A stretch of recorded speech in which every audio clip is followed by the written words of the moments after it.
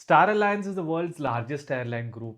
It has airlines including Air India, United, Singapore Airlines, Turkish, so many more. And the gold status with Star Alliance unlocks a lot of things. You get priority boarding, you get priority baggage, you get access to a number of really nice lounges. For instance, in Bangalore, we have the Air India lounge, which gets unlocked with Star Gold, that gets you access to a la carte dining and really nice seating. It's amongst the better lounges I've been to. And all of these are unlocked whenever you're flying any of the 26 Star Alliance partners. Now, the catch is that typically you need to earn Star Alliance Gold by flying a lot. There are credit cards in some countries that can get you there. For instance, we used to have the Vistara Infinite card for the longest time that got us direct access to Star Gold in India, but that card is since gone. That status has since lapsed for most of us. So in this video, what we are going to do is we are going to break down the different paths to get to Star Alliance Gold across each and every one of the 26 Star Alliance airlines, because the difference can be massive. You can probably get it by spending as little as $2,500, $2,600, like 2.6 lakh, or that number can go as high as 10 times as much. And we want to do it in the most efficient way possible. So let's dive in. Now, before getting started with the analysis, let's get some basics and ground rules cleared. Number one,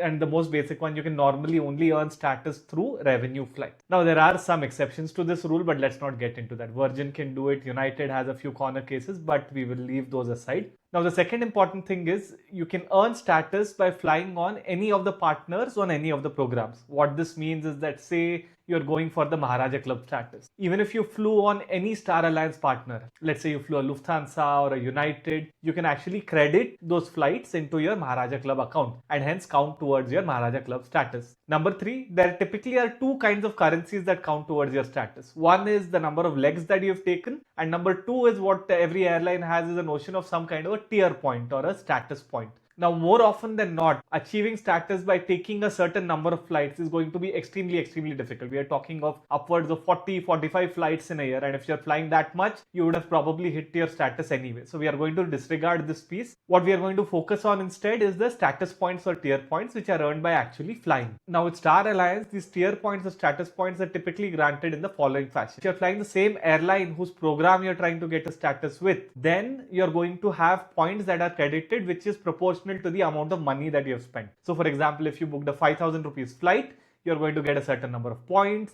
You book a 10,000 rupees flight, you're typically going to get 2 times as many points, right? However, with partners, this logic actually gets changed. With partners for Star Alliance, typically what happens is you're going to get points depending on the total distance that you've flown. So even if you took a cheaper flight, which was a little longer, what this means is that you're going to get the same amount of points. Now, another criteria which helps with partners is typically there's a multiplier with respect to the class that you're flying. So if you're flying business class, you're going to get a few more points. If you're flying economy, you're going to get lesser points. Some airlines won't even give you any points if you're flying like a basic economy and so on. So that is the fourth factor. And then there is a last factor, that is some airlines do have out of alliance partners, but we are not going to consider that too much. So by looking at all of these 5 factors, what we are going to do is we are going to do a tier list style video. We are going to analyze each and every one of the 26 airlines that we have and rank it from S all the way to D, saying what is the best airline to earn Star Alliance status with, what is the worst one to earn status. I want to take a minute to talk about Miles Vault. Points, miles and credit cards is a very complicated game, and I have built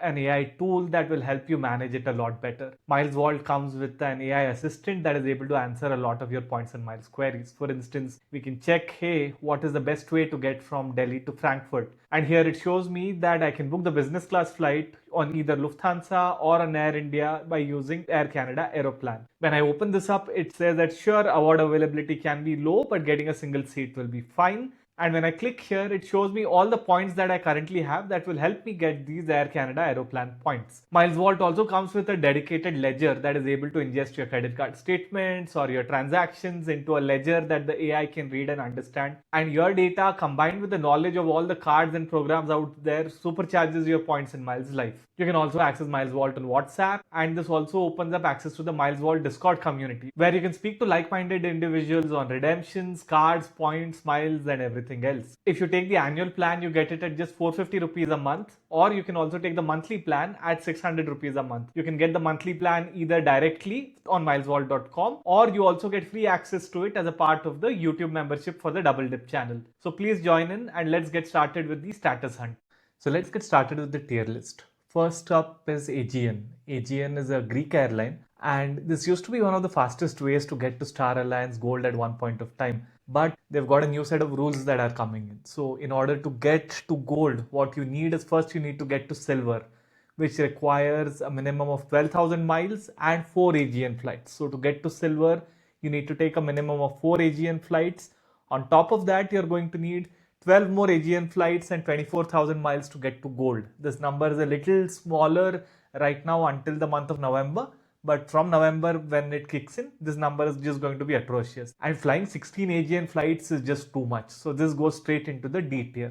Next is Air Canada Aeroplan. Now, Air Canada has got some excellent redemptions, but when it comes to the status chase, it's not such a great program the way I look at it. For earning the status on Air Canada's own metal, you need to earn 50,000 credits. This is something that you roughly get by spending about 9 lakh rupees, like $9,000 on flexible fares. If you end up booking value fares, you have to pay a lot more, and some fares don't even give you any point. What is worse is with respect to partners, they heavily penalize the partner earning rate. And with all of this, Air Canada is not a great program. I'm going to put it inside C. Next, I'm going to cover two airlines at once, Air China as well as Shenzhen Airlines. They're both Star Alliance members and they share the same frequent flyer program, which is Phoenix Miles. Now, this is a decent program. I think it's got a very clean rule. He says you've got to fly 50,000 miles in total. I think just to give you a sense, the circumference of the Earth is roughly 25,000 miles if my memory serves right. So we are talking of 2 trips around the Earth in 12 months. Nothing else matters. It is going to get you to Star Alliance Gold. The only catch here is if you're booking value economy, the amount of points that you earn on partners is going to be lesser. 25 to 50% is what you're going to get. So overall, if you are someone who flies reasonably frequently and you just want to add up with respect to total distance, this can be a very nice program to get to Star Alliance Gold. I'm going to put this into B tier. Now, next up is the Air India program, Maharaja Club. Air India is one of the easier programs when it comes to getting status. It is still, we are talking of a 5 lakh worth of spend on Air India flights. That does get you gold. This is lesser compared to other programs. For instance, Air Canada, we saw it was a 8-9 lakh kind of a spend. On partners, the earn rate is slightly less, but not that bad. Net, I think it balances out. So if you're talking of a spend of close to 5 to 5.5 lakhs in a given calendar year, across any partners, whether it be Air India or otherwise, you're going to get to Star Gold. So this is perfect for people who have a lot of office trips. You can just dump your points into Air India and you can be assured you get gold. The bonus, of course, is Air India Express points do credit to Maharaja Gold. So I'm going to put this in A tier. This is a pretty good program when it comes to getting to gold. Next is Air New Zealand. Now the Air New Zealand program is not very well documented per se. They've got a calculator and you've got to calculate per flight.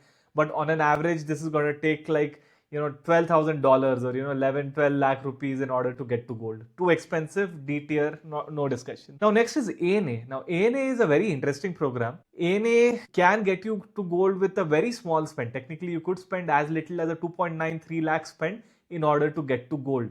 This is because of a couple of things. One is flights within Japan are actually going to earn you double points. So if you're someone who has a lot of travel within Japan, you're going to rack up a lot of points by flying on ANA. However, the only catch is that ANA requires you to get half of the miles that you're earning on ANA's own metal. So if you're someone who needs to take like a Japan trip or two and flies within Japan, this can be one of the cheapest ways to get to a Star Alliance Gold status. But because of this requirement, I'm going to put it in B tier. Next is Asiana. Asiana has been acquired by Korean Air, so it's not going to be a Star Alliance member too long. You don't want to build on such a platform. So F tier straight, no discussion. Next up is Avianca. Now, Avianca is another beautiful program for getting the status, but it's very similar to ANA. You need just 24,000 tier miles in order to get to the status, but half of it has to be earned on Avianca's own metal. So very similar to ANA in a way. And net, if you end up doing this, this is going to take you somewhere around $4,000, 4 lakh-ish amount. So it's a decent program, very situational. If you are someone who's going to travel to South America, this could be something that you could use to accelerate towards your gold status. Next is Copa. Copa is an airline from Panama, and Copa requires basically 40,000 qualifying miles. That is their requirement. The only catch is you need to have at least 4 flights on Copa itself. So in a way similar to Avianca, I think it's a nice program. You can probably get to this gold by spending around $4,000, $4,200-ish kind of an amount, 4.5 lakhs. But the issue is that you've got to take at least 4 flights which are there on Copa. So if you are going to go through Panama, it's situational, but otherwise not very useful. Next is one of my more favorite programs. This is EGYPTAIR Plus. Now EGYPTAIR Plus requires you to take 30,000 miles in order to get to silver, and then 30,000 within the next 2 years to get to gold. So you have a large time window that you can use to get to gold. Now, EGYPTAIR has another couple of nice things that go well for it. Number one, if you set up a family pool on EGYPTAIR Plus, then the tier points across all the family members get associated with the head of the family. So if you are ever going to be traveling along with your family, 3-4 people traveling together, create that pool ahead of time and pool all the points to you. This is one of the most sure shot ways of getting Star Alliance Gold. Not just this gold lasts for 2 years and not 1 year. That is the case with most other programs. So this goes into easy S tier. I think it is the best one on paper that exists. Number 11, we are on Ethiopian. Now Ethiopian, the rule is simple. 50,000 miles is what gets you to gold. So it's decent, not very great, not very bad. No capping with respect to saying that Ethiopian flights only. So it's a no nonsense program. You can pick it up. One good thing is that whenever you get gold, you have the rest of the calendar year plus 12 months more. So you could potentially time it well if you have heavy travel going on. I would put it in B, similar to the others. Number 12, next up is EGYPTAIR. EGYPTAIR is a Taiwanese program. Unfortunately, they require you to get 30,000 miles for silver and 50,000 more for gold. That is too much. Straight D tier, no questions. Next comes the Lufthansa group of airlines. Now, Lufthansa group, I'm going to cover Lufthansa, Swiss, Austrian, Brussels, Croatia, LOT, ITA, all of these airlines, all 7 of them come under the Lufthansa group. Now, Lufthansa group is only good if you want to get status by flying a lot of Lufthansa. If these are the only airlines that you are going to fly, put it on Lufthansa, and for roughly about $8,000, $9,000-ish, you are going to get to Star Alliance Gold. Now, the bad part about Lufthansa is you earn nothing with partners. So if you're going to consider flying with other partners, it's really bad. So extremely situational, slightly expensive. I'm going to put it into C tier. Number 14 is Singapore Airlines. Now, Singapore Airlines has got a simple rule. 50,000 miles in 12 months, consecutive months, and it is going to get you to gold. There's no floors, no minimums, nothing like that. Roughly, this sort of accounts to about 5 lakhs worth of a spend on Singapore Airlines. Now, in India, we have a card which is the SBI KrisFlyer Apex, which says that spend 7.5 lakhs on Singapore Airlines and get to gold. You're going to get to gold before that because of this. So that card is a useless card from a status angle. It's just a marketing gimmick. But Singapore Airlines is a decent way to get to gold if you fly them a lot. Partner earning rate for economy is not great, but apart from that, decent. So I'd put it in a solid B tier. Next comes South African Airways. Now, South African Airways, their program is called the Voyager program. On this program, you need only 45,000 tier miles. So it's a straightforward program, no limitations, nothing. Get 45,000 miles and you're going to get to the Star Alliance Gold. So I'm going to put it in A tier. It is no nonsense. It's a decently easy program to get. Number 16 is TAP from Air Portugal.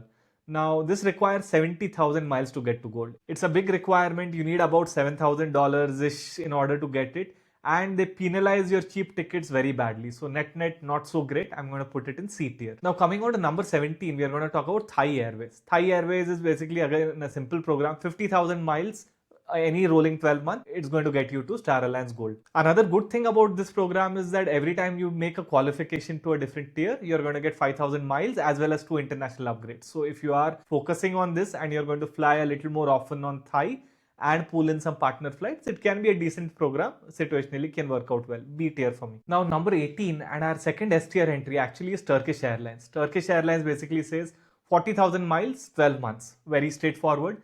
They do penalize value economy, but 40,000 is a relatively low requirement, one of the cheaper ones out there. Another good thing with Turkish is you can top up some of these miles by paying for them. So if you are a little short with respect to your status, you can buy up to 10,000 miles by paying cash and take you to the gold status. So that's a good thing. Last is United. Now United is a program that nastily penalizes their own metal. It is decent for other metals per se, but still not so good.